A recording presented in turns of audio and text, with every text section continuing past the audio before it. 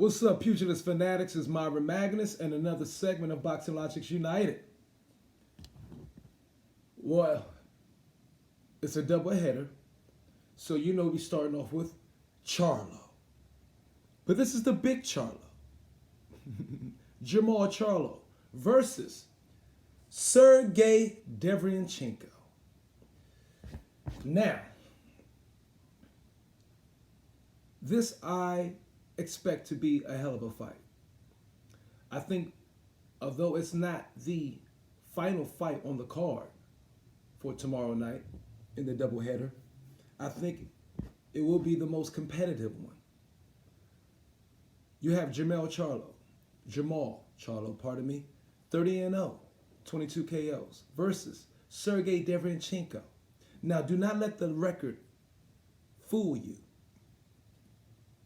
That 13-2 can make quite a few people underestimate him if you're a casual. But one of those, or should I say two of those losses were to champions, Danny Jacobs and Gennady Golovkin, who many feel he deserved the decision against. That is Sergey Deveryanchenko. In this fight, we could see a replay. Or should I say a rerun? Now, Jamal Charlo fought Matt Korobov, who many felt Matt Korobov should have gotten the decision. But it was a very, very close fight, and Jamal Charlo maintained his WBC middleweight belt. Sergey Deveryanchenko is not as big as Matt Korobov. We're looking at 5'9" versus 6 foot. A 67.5 inch reach versus a 73.5 inch reach that the Charlo have. Okay? We're looking at, you can't say a naturally bigger fighter. He is bigger in length. Okay? But Sergey Deveryanchenko is a very compact 5'9". Okay? I mean, he's not lacking in muscle anywhere, nor skill. Now, dealing with a 6-inch reach advantage, Sergey Deveryanchenko, we all know, is going to take it to the inside. Pretty much the same way he was taking it to the inside on Gennady Golovkin. Okay? And we're all pretty much are waiting to see if Deveryanchenko, who's never been stopped, he has been dropped a few times, but never stopped. We're waiting to see if he can withstand the punching power of Jamal Charlo. Okay? Now, I think Jamal Charlo is a little less better boxer than his younger brother, the twin, the little twin, Jamal, but not by much. He has great counters. He is much like Jamal Charlo, which is a good 1-2, a great left hook, and a great uppercut with whom he stopped Julian J. Rock Williams with. That came out of nowhere. So he does have punch creativity. But does he have the in-fight game, okay, to keep Deveryanchenko from getting in there and wearing out his body? Because that's what Deveryanchenko do. He works his way inside with the jab, gets in there, and lands hellacious body blows.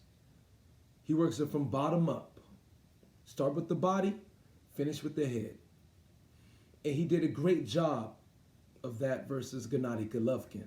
And had Gennady Golovkin backpedaling quite often and resetting before he stepped in front of that Sergey train that was coming his way. Okay?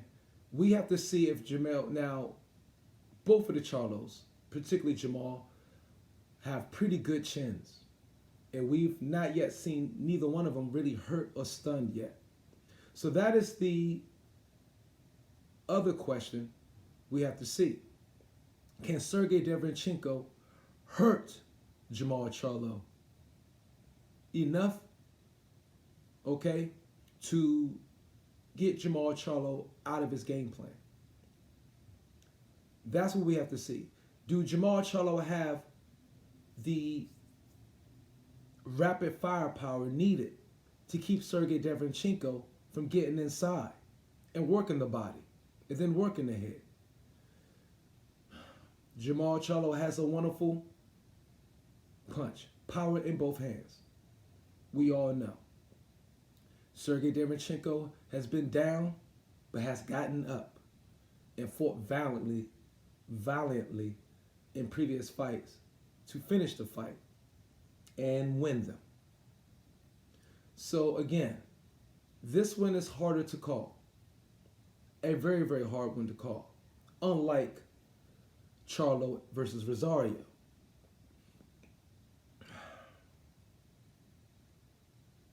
Now, the quick turnaround this fight has me wondering, I should say, or worrying about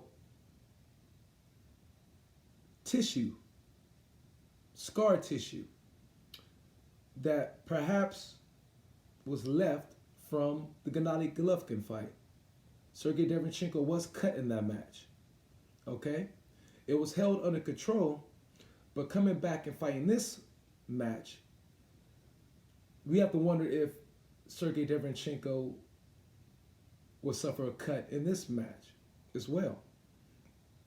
That's one of the things I predict to happen. I think Sergey Deveryanchenko is going to get cut in this match, perhaps, and he would do much the same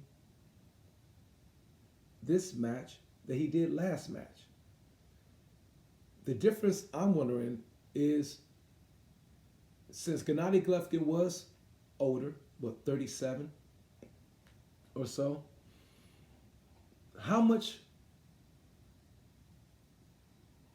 what is the power difference between Golovkin and Charlo? Okay? Because Deveryanchenko held Golovkin's punches well. And this is what we need to find out, and this is what we're going to see eventually tonight. How much harder or how less harder do Gennady Golovkin punch compared to Jamal Charlo? If there's not much difference, we could see this fight going the distance. Okay? If Jamal Charlo is a much stronger puncher because he's younger, he's a Texan, so you know they eat that freaking brisket like hell, putting on that heavy protein. If Charlo is much more accurate and stronger punch-wise than Gennady Golovkin, can he hurt Deveryanchenko and get him out of there? I'm not sure. This fight could end in a late TKO for Charlo. And this fight could become a points race that Deveryanchenko may win. At the end of the day, this is a Charlo card. Okay? And Deveryanchenko is going to have to beat Charlo outright, substantially, drastically, significantly to win on the scorecards. So I picked Jamal Charlo by majority decision over Sergey Deveryanchenko. And we will see the Charlos reign supreme. Twin hype, twin power, a twin doubleheader win for both of the boys. And that's how it's going to be. And this is Boxologics United. I am Myron Magnus. Peace and pugilism.